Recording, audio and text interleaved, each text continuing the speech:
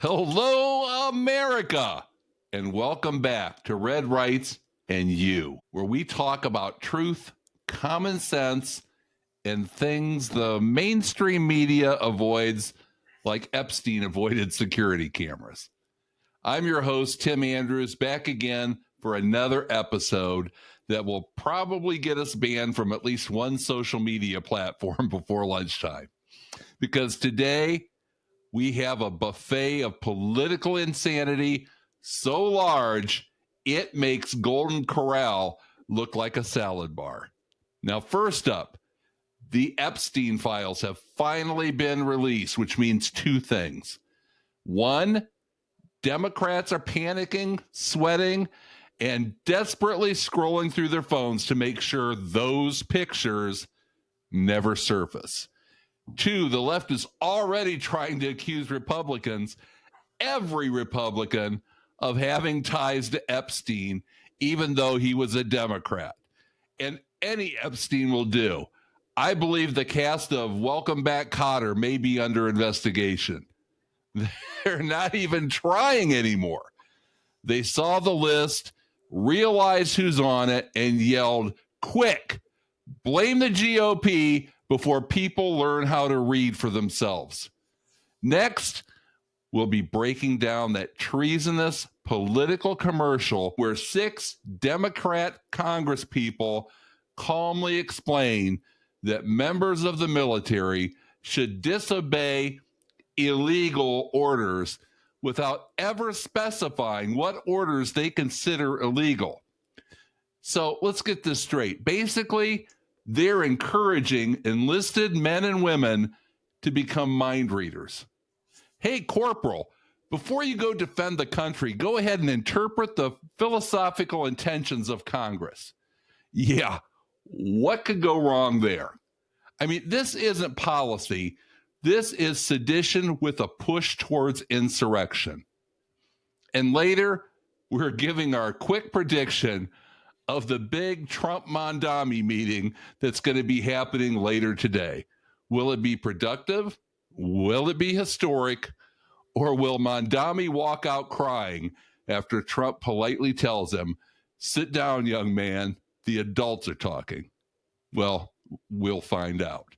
But before we dive in, before we peel back the curtain on those layers of absurdity, before we expose the hypocrisy, the projection, and the sheer delusion of today's Democrat leadership, it's time, ladies and gentlemen, for the man, the myth, the legend, the only co-host who can break down political madness with the precision of a surgeon and the enthusiasm of a guy who just found out beer is on sale. Give it up for the incomparable, the unstoppable, the immovable Mark Mosgrove. Hey, Mark, what say you about all this insanity? I need a doctor in order to talk my troubles through because it's just, it doesn't make any sense. The world. Yeah. General. If that were Donald Trump saying that and Biden were in office, or any Republicans saying that you don't have to obey illegal orders without any specificity about what illegal orders they're talking about, leaving it up to interpretation for privates and corporals and so forth who aren't always Rhodes scholars, leaving it up for interpretation, it would blow them away. They'd be calling for his head. They'd have impeachment proceedings the next day saying what a horrible person he is. He's anti-government. But they feel like they can just get away with whatever they want. There's a line there that I think has been crossed. I mean, what do you think about that? Well, here's the thing. It's my understanding, and I did not serve in the military, and I applaud anybody who did. And maybe if people want to comment down below in the comments about what the protocols are. But it's pretty clear to me that the military has protocols in what do you do if someone is giving you an order that you don't agree with. The Army's what, 250 years old or some crazy number? They pretty well have things figured out on this is how we handle things if orders are given that are not legal. So technically, when the Democrats go out there and say, hey, you forces people, you don't have to follow illegal orders. Well, duh, that's in the military's protocol. But they have procedures in place in order to deal with that. You know, they have attorneys and all kinds of judicial people in the military. Wasn't there a show called JAG, which basically the whole show was about these military cases like years ago? Do you remember that show? Yeah, Few Good Men was another one. And yeah. so the military's already has that in place. So them saying it is technically not wrong. Technically, what they're saying is true. But the real issue is intent. The intent is to make every single military person think it's in my power to go against, or what I think ought to be a legitimate command or not. And you can't have that. I understand why it's in place, because you think back to Vietnam, some of the atrocities that were committed against women and children. And so I can see that. But you're right. It's the implications with Trump. A lot of people are in the military. They have a vote, but they really can't determine by themselves who is going to be the commander in chief, right? So Right. It's Trump. So you got these people in the military that can't stand Trump. There's a lot of them that probably hate Trump. And now they're given this idea that, well, if he gives you an order that you don't like or that you think is wrong, just don't do it. And then we got your backs. That's what kills me. We got your backs. We'd see how much they have their backs if they disobeyed orders and were court-martialed. It's sedition, man. It's treasonous behavior. How do they have their backs? What authority do they have? Because if someone does not follow an order, there's going to be a court-martial if the powers that be deem it something that needs to be heard in a case. So what power do these Congress people have to protect military people if they go against an order? But the other kicker is, I think they said not just illegal orders, but they said if you're asked to do something against the Constitution. And that's the other one. That's the big kicker for me is I know a lot of people don't like exactly what Trump is doing. Newsflash. Right. I just figured that out. There's people that don't like what Trump's doing. The bottom line is it's all bullshit. Just like they had the backs of the trans people that were torching Teslas and committing crimes. We got you covered. Oh, go out and do it. These guys are on our side. So they go do all these things, and now they're sitting in prison. Now where are these people? It's amazing the bullshit and links that they'll go to. They're pushing against the tripwire on this one. This is really treasonous behavior. And then Trump saying seditious behavior is punishable by death. And now they're saying he wants to have us killed. Well, you know what? Right. They should go to trial. And if they're found guilty of treason, hey, whatever it is. There's so much going on that is pushing towards an insurrection. That's what amazes me. It's just horrible behavior. They keep saying about Trump is trampling the Constitution, but then they don't say what article is he trampling. It's just tell me he violated Article 8, Section 3, or whatever. Then we can look at it. We're not congressional scholars. That's why you have the Supreme Court. And then even 9 of the best justices in our country can't agree on what the Constitution says. So you got 9 very learned Supreme Court justices. They got to know something. They got to the point where they worked their way up and they're now on the Supreme Court. They can't agree on what the the Constitution says. So now we're going to have Private Gomer Pyle decide what the Constitution says. Think about that. Yeah. Well, golly. Yeah, that. I just don't think that's legal, Sergeant. Yeah, it's sad. They are grasping at straws, but you got to give them credit. Everything's against them. The Supreme Court is conservative leaning, the Congress, the Senate, the president, but by God, they do whatever they can to try and sway public opinion with their psychological warfare. And that's what it is.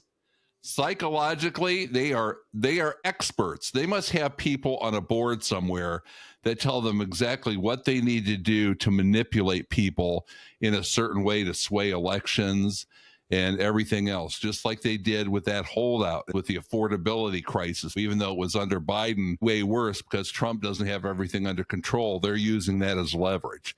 And they are masters at that. He could be doing everything. They find one little chink somewhere that maybe isn't perfect, and they magnify it until it becomes such a big issue that people are like, yeah, we can't. Even though he's got it under control and he's brought some things down, he's bringing other things down. And that's the nice thing about the tariffs that they all hate is you can control them back and forth if you have to adjust some of those commodities that are coming in to make different types of groceries, bananas, things like that, more affordable. But they are master manipulators. That's one thing about the Dems. They will scratch and claw, bitch and piss and moan, kick and scream, hold their breath, whatever they have to do to get somebody to see their side of the story or, oh, okay, that's enough. I don't even want to listen to this anymore. And they end up getting their way. And if they don't, they just keep playing on social media, putting out videos, all this bullshit that they do until somebody pays attention to them. This is what people do who don't have ideas. Oh, yeah, an agenda. If you don't have an idea or a good idea and you have no ability to lead, then all you are is a bomb thrower.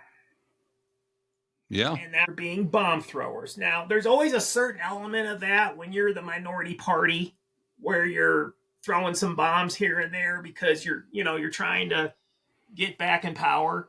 So, but sometimes they end up self-detonating their vests before they have a chance to use them on anyone else, like this Epstein thing that's happening. You mean like Jasmine Cricket? Oh, man, she's a piece. Went out there on Congress. Now, come on. And they said all these Republicans were doing business with Jeffrey Epstein, the pedophile. And here, the doctor? First of all, yeah, it wasn't Jeffrey Epstein, the dead guy. It was Dr. Jeffrey Epstein. Like you mentioned in your intro about Welcome Back, Kotter. I got the reference. I was a kid at the time. Yeah, most people won't, but we're old. But there was a character on that show called Epstein.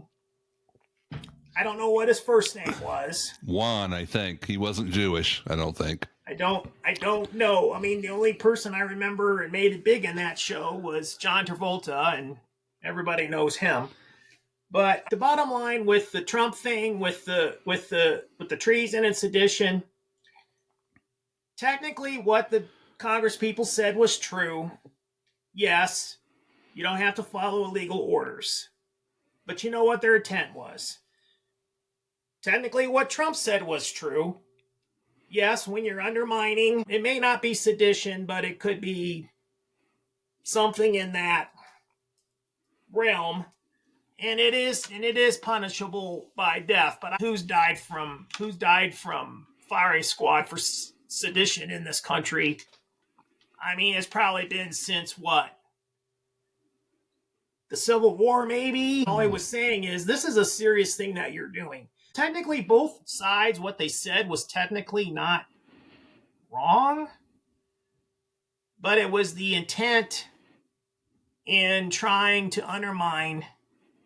And then, of course, all the Democrats see is Trump's response, which now they run with because he wants to kill him, which is false, and we know it. But it reminds me of a sports event like football when somebody will go poke and prod somebody and get in their face and call them every name in the book, racial slurs, and they'll push them, and the refs never catch it. but they always make a big deal over the response, the swing or the push or whatever. So whenever the Republicans push back, because they know it's going to get a response, it's like, oh, just ignore them. Well, some things you can't ignore. Something like this that comes out on a TV commercial, you can't ignore it. You have to address it. And they know they're going to get a response. And they know that Trump is not one to pull punches. He'll overstep and say some things that maybe aren't the most judicious things that he could come up with. But they know it's going to garner a response. And that's all they have right now is keep poking the bear and hope that they respond. Then they have talking points. Oh, he wants to kill Congress people. I mean, come on. If he wants to kill us, then he wants to kill all of you. And they go off on these tangents. The Epstein thing, for instance, you talked about Jasmine Crockett or Jiminy Cricket, whatever you want to call her. What a piece of shit. These people need to be held accountable for making comments like that. They need to be sued. Sue her ass. You can't do that. Hell, if I were that Epstein guy, the doctor that was making the campaign pledges, I would sue her. It's all slander. And they feel like they can say whatever they want. Now, Trump is finally holding some of these media outlets responsible. And guess what? They're having to pay up. And they need to start getting into these people's pocketbooks because as many crooked things that they've done in the past to get that money from pharmaceutical companies and the people that have been supporting their campaigns and all that under the table money from them. Money talks and bullshit walks when it comes to politics. Start taking away some of their money. Start suing them and getting some of that money back. That's ridiculous. And this whole thing is going to blow up in the Dems' faces. There is no way this is going to hit Trump. Now you got Bill and Hillary, the Clintons, then all these people, they're already starting to see some fallout from it, all in the hopes that they can somehow go after Trump. And it's just not going to happen. Yeah, they pulled the pin on the grenade and whoever blows up is whoever blows up. But if they can take or hurt Trump, that's all they care about. Now, that is Trump derangement syndrome when you think about it, where you're going to actually hurt your own kind. Isn't there an expression like biting off your nose to spite your face? That's what's going on right there. Now, first of all, the Jasmine Cricket thing saying about these Republicans got money from Jeffrey Epstein. Millions of people give money to campaigns. There's no morality clause. If I want to write a check right now to someone and send it in, that'd be like I go write a check to Jasmine Cricket and then I go do something bad. And then now, well, Jasmine Cricket's bad because she got a check from me because I did something bad. The logic doesn't make any sense. Thousands and thousands of people give campaign contributions. Just because you give a campaign contribution to someone, that the person who receives the campaign contribution, they don't have a morality report. Well, this person's a bad person. This person's a bad person. Now, if you took the money and you knew they were a bad person and doing something wrong, that's different. But the thing with Trump is apparently the last time that he associated with Epstein was, I think they said 2004, and almost all of this crap that came out about him was after that. All of it after 2008. So all that Republican shit, all that stuff that they're looking for, Trump had already thrown him out of the wolves, got him arrested. So everything that's going to come out of this, unless they get somebody to say, oh, Trump had something to do with it, besides Epstein or his girlfriend, but she's not going to do that. And the person, they said her name was redacted, and then they gave the name. She had come out and said that Trump didn't do any of that stuff. Now she's passed away. They added her name back in and said, oh, how about this one? And she denied all that, and she passed away. So they're actually shooting themselves in the foot. Now Trump says, come on, bring it all out. We're going to see the flight list. We're going to see all that stuff. Now you're going to see that the Clintons were on the plane 17 times and had visited the islands. And, you know, his pain. I feel his pain. And I was only down there a couple times, and I was just there because they had a really nice pool. Well, they were even asking, how did he even get that island? Jeffrey Epstein. There's all kinds of questions. Obviously, how did he get his money? But if I was Les Wexner and being someone that lives in central Ohio right now, New Albany, that's Wexnerville for us locals, because Les Wexner, he's got his money all over New Albany, which is a affluent area Right. here in the Columbus area. They have the little white picket fences everywhere you go. And Jeffrey Epstein had a lot to do with the development in that city. So when people ask how he got his money, I mean, those are some of the reasons. In fact, one of the Jeffrey Epstein I think it was Netflix specials, they show a picture of New Albany in my stepson's house is like right there in the picture. So it is hitting close to home. My wife said she may have ran into him before because she went to New Albany all the time. Her family did work for Les Wexner, who was the owner or still is of Victoria's Secret and all the limited brands. And he's the one that Jeffrey Epstein merged with, and Wexner's the one that helped him get all that going. But they knew Les Wexner. They did business with Les Wexner. Now, does that mean since they did business with Les Wexner and Les Wexner did business with Jeffrey Epstein and that I'm related to my wife's family, that I'm guilty too? See, that's what the Democrats are trying to do. Even if the real Jeffrey Epstein gave the money to those Republicans, unless they knew he was a bad person, how her going up there in Congress and saying that was ridiculous. Because I hate to break it to Jasmine Cricket, but there are bad people that give money to her too. Then him coaching the girl from the Virgin Islands, having him in her ear while she's testifying. Even the Democrats are saying that's no bueno at all. That's no good. There's a good chance that Jasmine Cricket, a pedophile, has given money to her campaign too. Mm-hmm. Good chance. Because if Joe Smith from Kalamazoo, Michigan gives her money, she just takes the money. She won't know that Joe Smith from Kalamazoo, Michigan screwed his stepdaughter when she was 5. Jasmine Cricket wouldn't know that. Yeah. Neither would a Republican if they got money from Jeffrey Epstein. But here's the thing. He didn't give money to Republicans. He gave money to Democrats. So, like, it's blowing up in their face. Yeah, just like me, I never wanted to believe that the people you see doing all this stuff, these tranny people and furries and mentally ill people on the left, I never wanted to admit they exist. And even on a greater level, I don't think most people want to admit that there are all these pedophiles out there. But there are a lot more people that are attracted to young kids than anybody knows or wants to believe. And the only thing that has kept them from doing it is the fear of getting caught. And it's against the law. Epstein gave them a safe avenue, especially people in politics and in Hollywood that are high profile, to pursue that fetish of wanting to be with young kids. It's sick. It's wrong. But there are a lot of people that did it, people that have a lot of money that thought, hey, this is something that we can do that nobody else can do, right? It put them in another class in a sick kind of way, that they were able to get away with things like that. He was possibly a CIA operative too. So maybe the reason why it wasn't released is it's going to be an embarrassment to our CIA agency, because maybe they knew about it and they still were doing business with him. I think it was reciprocal.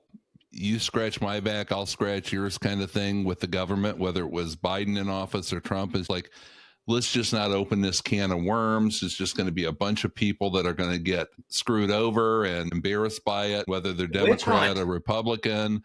They're still in our government, and you're going to be shocked. People in Hollywood and the American people are going to be jaded. I think it was let it lay, but they wouldn't let it go. Now he's going to be able to use it as leverage to drain the swamp. There's already people that are resigning positions. The Dems are so rabid, so desperate to get Trump, that they're willing to throw their messiah Barack Obama and their hero Bill Clinton and his lovely wife Hillary.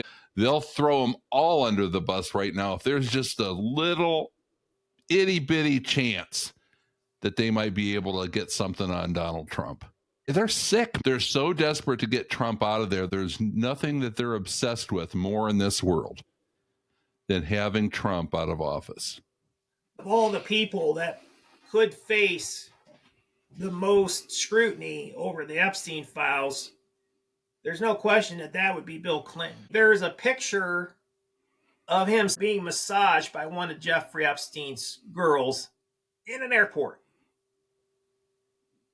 Now, again, that doesn't mean Bill Clinton did anything, but he did not have sexual relations with that woman, Mark. Like we haven't heard that before. Whether he did or didn't, you would think that the people would have came forward by now, unless they're afraid for their lives. Like everybody has said, don't you think that if the files had something incriminatory about Trump of substance, it would have came out already? The Democrats were in charge that whole time. I would have expected it to come out 4 days before the election, because that is another Democrat dirty trick that they always do. They always get the gotcha thing, usually 4 to 6 days before the election. Conveniently, something rolls out, and that's very embarrassing, and the candidate doesn't have time to say anything. They tried it with Bush. They tried it with Trump with the Billy Bush comment, and Trump was wrong talking about grabbing girls as the locker room stuff. Right. Yeah, Trump's crude at times. He is. Right. Okay? That doesn't necessarily mean that everything about him is bad just because sometimes he says crude things. I had a grandfather that had a real bad potty mouth, but I loved him to death. Some people talk different, especially when you're from New York. New York's a tough place, and Trump's a fighter. He's always been a fighter. You got to be a fighter in order to make it, especially in New York City. So, one thing I find remarkable is how gullible the left is as a whole. They bought into the Russian collusion. They bought into the Hunter laptop. There's just one bullshit story after another being exposed. You know what it reminds me of with the peanut specials coming up because of Thanksgiving and Christmas is Lucy with the football. Oh yeah, it's Russian collusion. Come on, kick it through the uprights. Pulls it back. Oh, Hunter's laptop. Oh, pulls it back. And they just keep falling for it every time, trying to kick it, and they fall on their back. They get made fools of over and over, and the people keep falling for it. I mean, how many times do they have to blatantly get caught in a lie before people start going, maybe they're not like always telling the truth? right. Maybe I shouldn't believe every single thing that they say. Tim, here's the thing. If I think about, let's say, the 20 closest people in my life when it comes to family members, of those 20 people, probably 15 of them don't have a clue what's going on. And what they think they know is going on, they have incomplete information or don't even really follow it. They just hear somebody, whatever side they're on, they're inclined to believe it because, oh, well, Susie at work said that Trump did this, so that's what happened. And there's a lot of that. There's a lot of misinformation out there, which is really ironic because the Democrats kept talking about misinformation, but yet they're the kings of it. It takes one to know one. There's no moral superiority on which side is trying to put their version of facts out. Come on. This whole sense that people have that they're morally superior over other people, that's the thing that gets me. It's the hypocrisy. And then they have the nerve to say, like I just had somebody comment, come on, Trump is ruining our country. Now, you can say what you want, but we're smarter than you. The Democrats all think that they're smarter than MAGA and Republicans because they think MAGA are a bunch of Proud Boys or Hicks or what have you that are out there. I mean, yeah, that's all they think are out there. And it's just people, they might be out there and they might love their country just like we do. But there's some pretty damn bright people. And obviously we're smart enough to win elections. So whether you want to call it hypocrisy or the pot calling the kettle black or projection or whatever, we're aware of what's going on. How they can say they're smarter than us when they keep falling for all the bullshit that the left is throwing at them. They keep going, oh, yeah, yeah, yeah. And they believe all that. That's kind of not smart. Yeah. Isn't it the case of if you have to keep saying that we're smarter than you and you just don't have all the facts, you protest too much, you keep having to say that you're smarter? Someone who's smarter doesn't have to say that they're smarter. Usually the people that always have to say how smart they are usually are the dumb ones. I accept the fact that some people are smarter than others. There's people out there a hell of a lot smarter than me. And it doesn't bother me that there are people that are unintelligent. That's fine. You are what you are. Everybody has their limitations. But what's really dangerous are people that are unintelligent but think they're smart. And they try and project themselves as being smart. Right. That's what's dangerous. And the left S's are that way. That's really dangerous. No, we got to get going here. I want to do one real quick thing. Quick prediction. It's happening probably as we speak. As we tape this a little earlier. Today is Friday, and this will come out on Tuesday. But the Mamdani Trump thing. Now, we haven't seen it. We're in here recording. What do you think is going to come of that, Mark? I think that Trump's going to become a communist now. Yeah, I do too. Him and Elon. You already saw Elon like a Nazi communist, right? They're giving the... Trump has been wrong his whole life. He's 80 years old, so let's get that 30-something-year-old guy in there to tell him how the world works, and I'm sure he'll straighten Trump out, and he'll get Trump doing his bidding here pretty soon. What do you think? Yeah, he's going to find out who's in the driver's seat. All those communist ideas, they're all fine until you don't have the money to make them happen. Well, it's not just the money, it's the power and the control. Right. That's why communist countries